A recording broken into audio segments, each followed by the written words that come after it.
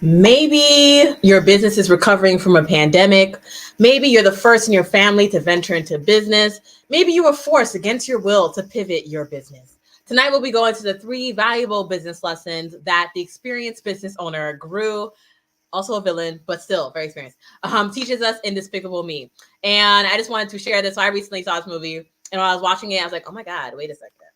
What? So there are business lessons all around us when TV gets it right. So the writers were very clever. And so this movie is not only for your kids' entertainment, but it's also a lovely reminder of these key lessons to help you and your kids navigate business ownership, right? While you watch this movie with them, you can just point out things like, hey, we'll talk about more of that later. But essentially, we're going to talk about that tonight in this episode of Entrepreneurship is a Marathon, the 3 business lessons that you should remember and that you need to take note of from the experienced business owner, #villain, Gru and Despicable Me.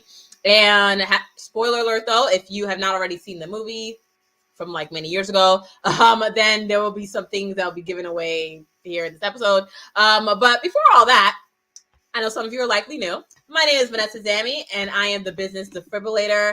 And tonight you're watching Entrepreneurship is a Marathon every Tuesday, 9 p.m. Eastern, live with yours truly. My clients call me the business defibrillator because I help bring life back to them and their business. Specifically, I consult micro businesses and entrepreneurs on how to revive, grow, and scale their business without burnout, sleep deprivation, or overwhelm.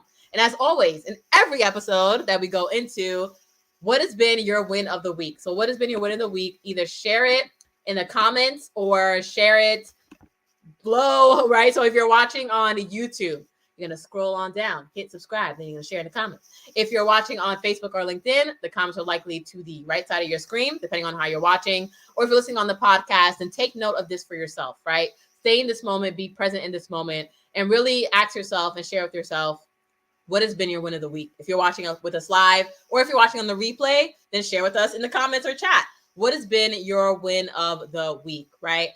What has been your win of the week? What are you celebrating? And week, obviously, I do these episodes on Tuesday. So really think about it. What has been your win of the past 7 days, right? What has been the win of the past 7 days? My win, I'm celebrating, speaking up for myself, for my business, and for my mission.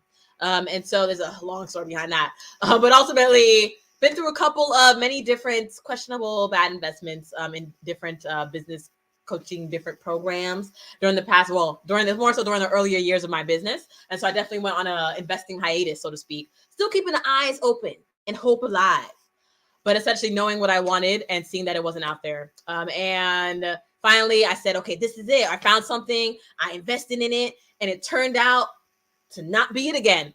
And instead of in the past, I would have just said, okay, well, looks like another one, down and out.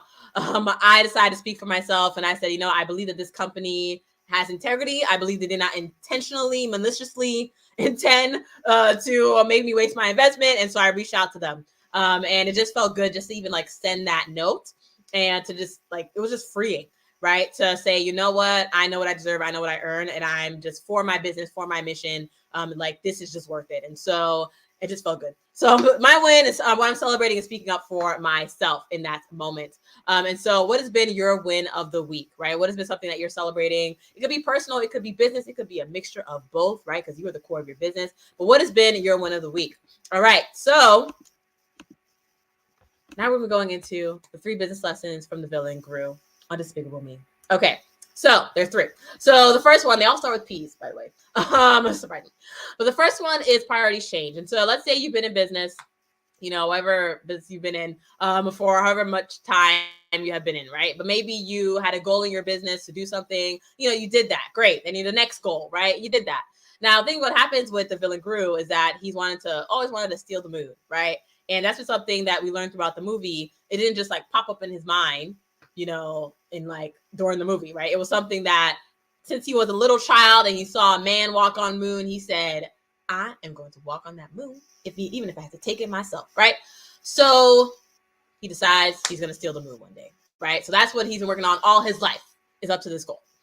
And the reason why the lesson is priorities change and that's okay is because now, in the end, he does end up stealing the moon, right? But it looks a little different. The experience is a little different than what he had originally intended. Even as a kid, or even in the moment that as an adult, when he decides to finally step into that venture, right? And sort of make that the next stage for him and his team to, you know, then steal this moon, it becomes like, it just looks different, right? And so when I say it looks different, it's because, yes, you know, he gets an astronaut and goes into the rocket and like steals the moon. But now he has these kids in his realm, right? Now he has kids in his realm, these 3 girls that he adopted to help him with his plan, and or at least the beginning stages of his plan. And he, you know, finally, you know, he gets them in their lives. He falls in love with them. It's like the Grinch, you know, whose heart grew. Pretty much, his heart grows like the Grinch. And now, essentially, the victory of stealing the moon, though he still wants it, he still wants to accomplish it, but the accomplishment feels a little different and looks a little different in his mind, right? And so that is to say, for you, right, maybe your vision, maybe you wanted to be at a certain place when you were 45 years old. Maybe you wanted your business to reach a certain stage at the age of 60. Maybe you wanted, you know, we're approaching the second half, 5th month, right? We're in the middle of the year or so, right? And we're approaching, or wherever many months has been in the year, and you wanted your business to look different. You thought it was going to look a little different. You thought your goals were going to plan out differently than it was, right?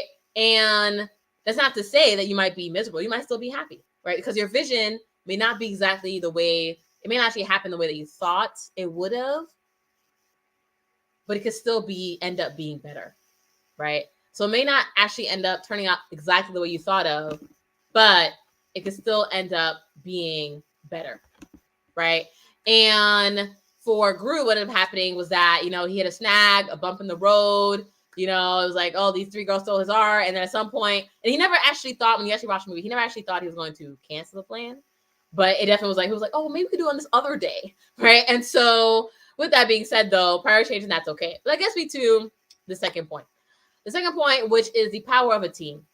The power, not even so much the power of a team, the power of having the right team, right? The power of having the right team of people around you. Because now, although a little bit misguided, depending on how you want to judge this, his sort of right-hand sidekick person, so to speak, the scientist, actually, you know, developing the rocket and all that sort of jazz.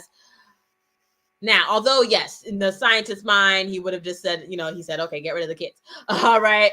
But really, when you think about, take a step back, what he was doing was he was encouraging the business owner, Gru, to like move forth in his vision, right? And so he was ensuring that Gru, like, yes, things came in the way, but making sure that he stayed on path, right, with the ultimate end goal.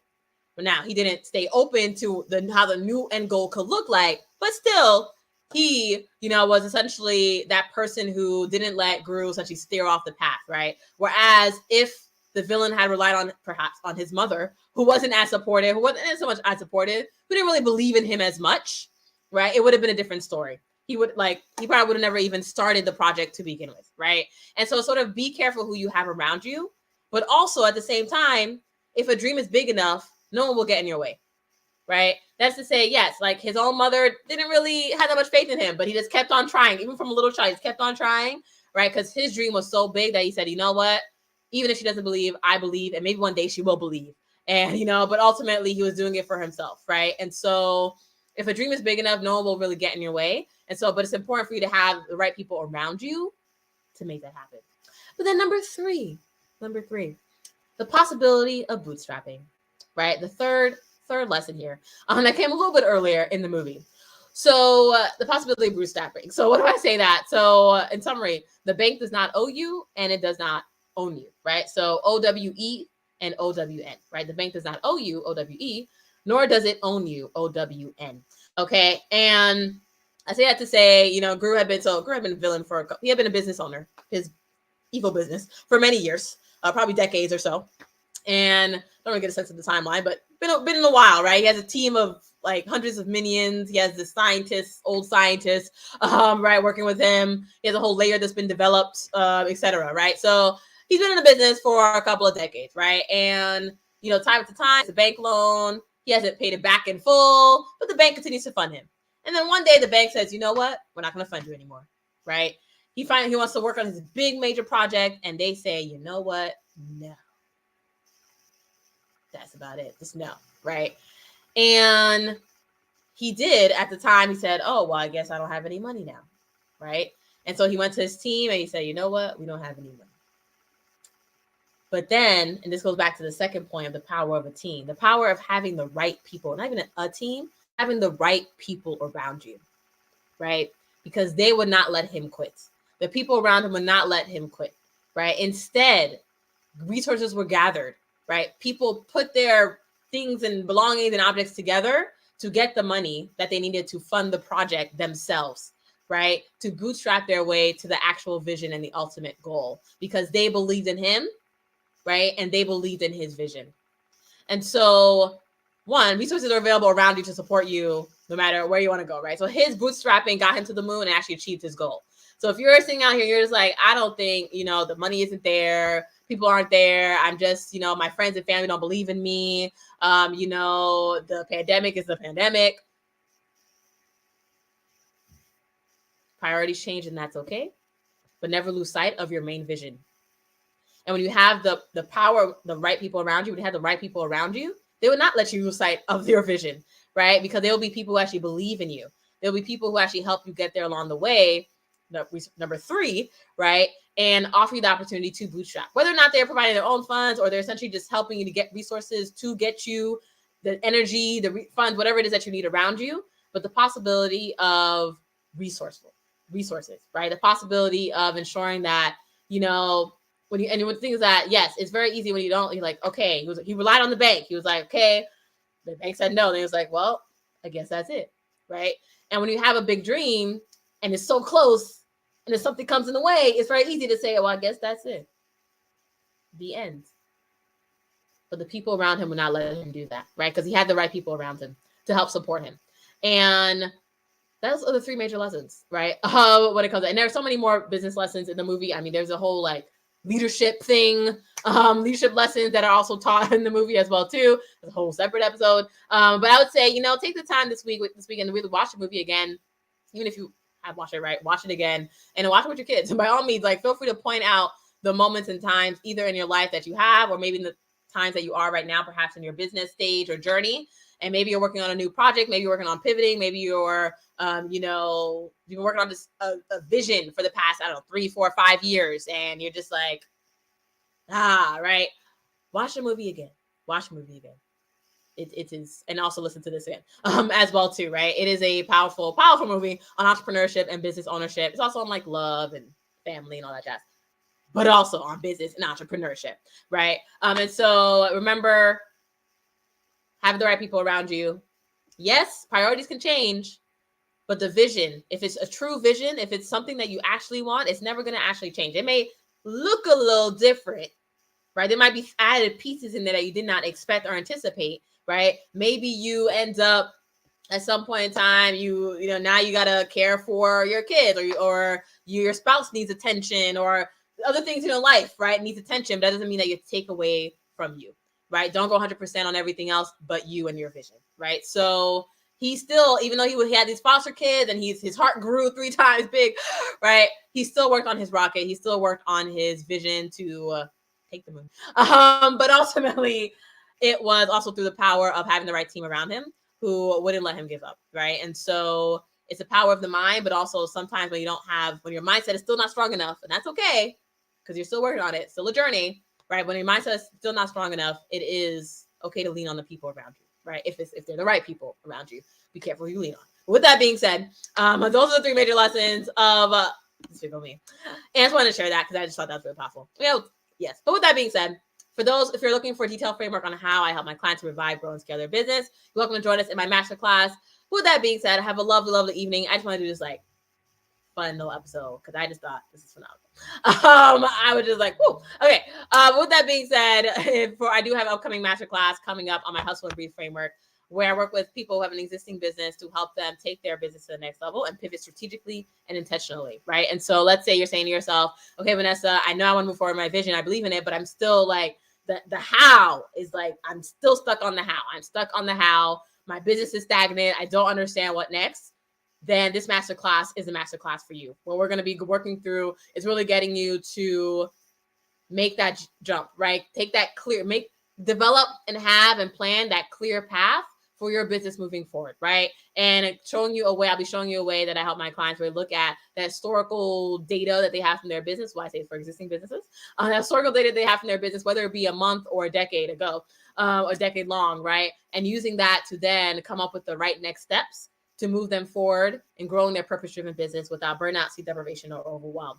So if you're looking to get unstuck, if you're looking to redefine the how of what next for your business, and you're looking for a personalized experience to do that, then by all means join our masterclass that's happening on Tuesday, right? And it's called How to Grow Your Purpose-Driven Business Without Burnout, Sleep Deprivation, or Overwhelm. So the website is yourbusinessrevival.com. I look forward to seeing some of you there. And until then, chat with you again next Tuesday live, 9 p.m. Eastern, for another episode of Entrepreneurship is a Marathon with yours truly, the Business Defibrillator. Chat soon.